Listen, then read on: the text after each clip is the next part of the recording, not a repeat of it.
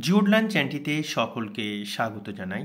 প্রিয় শিক্ষার্থীরা, হাই মাদ্রাসা নির্বাচনী পরীক্ষার প্রশ্নপত্র সংকলন 2023-24 থেকে এখন আমরা ভূগোল বিষয়ের পঞ্চম সেট তথা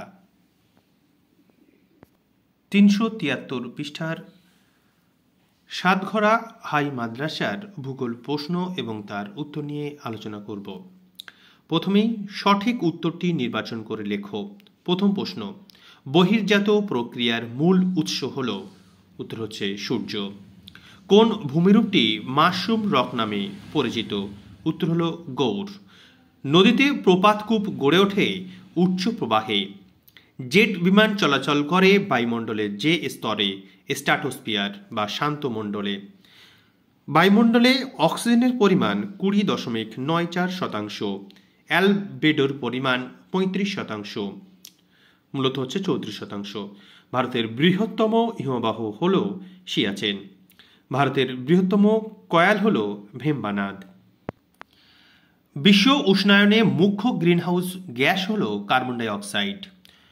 ঘূর্ণবাত এক প্রকার আকস্মিক বায়ুপ্রবাহ।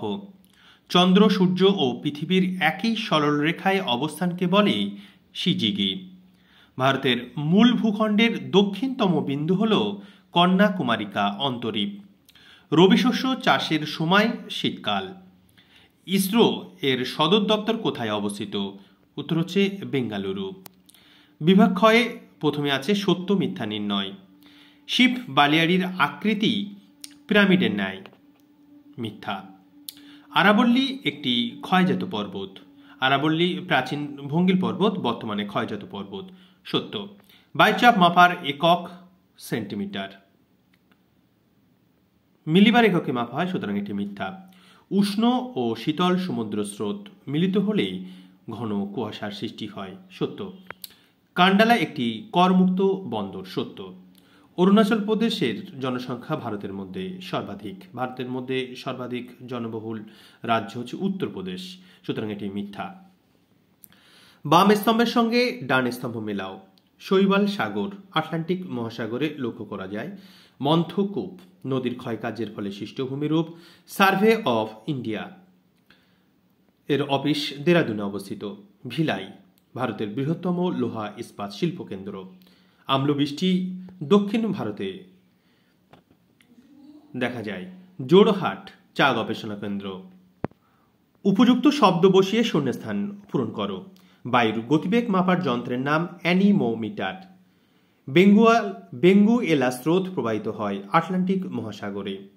থর মরুভূমির চলমান বালিয়াড়িকে বলে ধ্রিয়ান। ড্যাশকে দক্ষিণ ভারতের ম্যানচেস্টার বলা হয়। কোয়েম্বাটুরকে।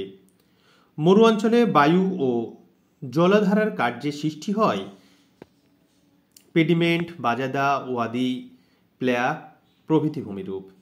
ড্যাশ রাজ্য কফি উৎপাদনে ভারতে প্রথম স্থানের অধিকারী? কর্ণাটক।